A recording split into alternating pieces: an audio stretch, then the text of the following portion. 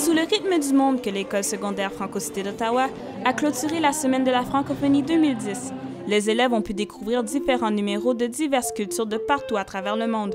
Interprétation d'une chanson libanaise par deux jeunes filles, danse folklorique sur une chanson du groupe Swing, performance congolaise par des jeunes hommes.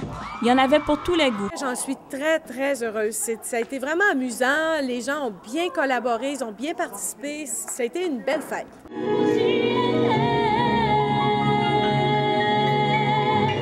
Il n'est pas nécessaire d'être originaire d'un pays pour s'initier à sa culture. Dominique Gagné, une passionnée du Japon, a interprété une chanson japonaise.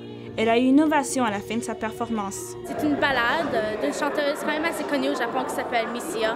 Une chanson d'amour dans laquelle une jeune fille désire revoir son amour de quelques années passées et revivre tout ce qu'elle a vécu avec lui.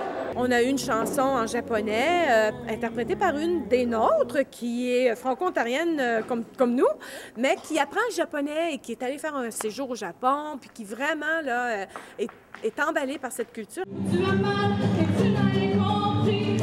Avec de tels spectacles, les élèves ne cessent d'apprendre un peu plus sur les origines culturelles de leur père.